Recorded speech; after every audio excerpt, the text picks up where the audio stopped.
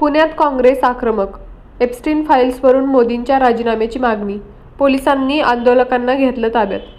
नमस्कार, तुम्ही पाहत आहात OnePlus मराठी. जागतिक स्तरावर गाजत असलेल्या एप्स्टीन फाईल्समध्ये पंतप्रधान नरेंद्र मोदींचं नाव आल्याचा दावा करत पुण्यातील युवक काँग्रेसने आज रान उठवले आहे. बालगंधर्व चौकात युवक काँग्रेसच्या वतीने तीव्र निदर्शने करण्यात आली. पंतप्रधानांनी तात्काळ राजीनामा द्यावा या मागणीसाठी काँग्रेस कार्यकर्ते रस्त्यावर उतरले होते. मात्र आंदोलन सुरू होताच अवघ्या 5 मिनिटात पोलिसांनी आंदोलकांची धरपकड सुरू केली.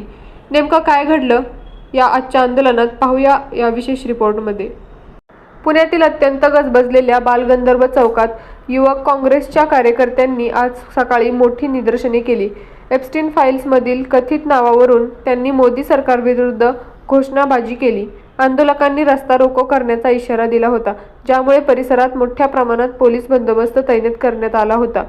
आश्चर्याची बाब म्हणजे आंदोलन सुरू होऊन अवघी 5 मिनिटे सुरू होत नाहीत तोच पुणे पोलिसांनी आक्रमक पवित्रा घेत कार्यकर्त्यांना ताब्यात घेण्यास सुरुवात केली.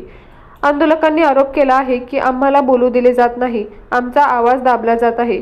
पोलिसांनी 25-30 आंदोलकांना पकडण्यासाठी जवळपास 6 मोठे पिंजरे म्हणजेच पोलीस व्हॅन आणल्या होत्या, ज्यावरून काँग्रेसने टीका केली आहे.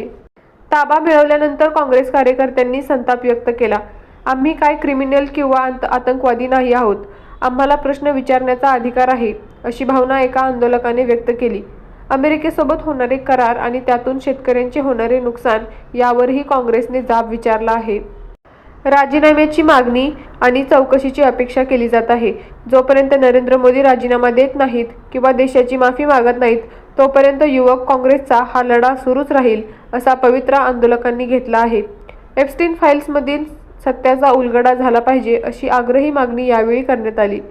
JM रोडला आज छावणीचे स्वरूप आले होते. ACP दर्जाच्या अधिकाऱ्यांच्या उपस्थितीत हे आंदोलन मोडून काढण्यात आले. ताब्यात घेतलेल्या कार्यकर्त्यांवर आता पोलीस काय कारवाई करतात आणि काँग्रेस यापुढची काय रणनीती आखते याकडे सर्वांचे लक्ष लागले आहे.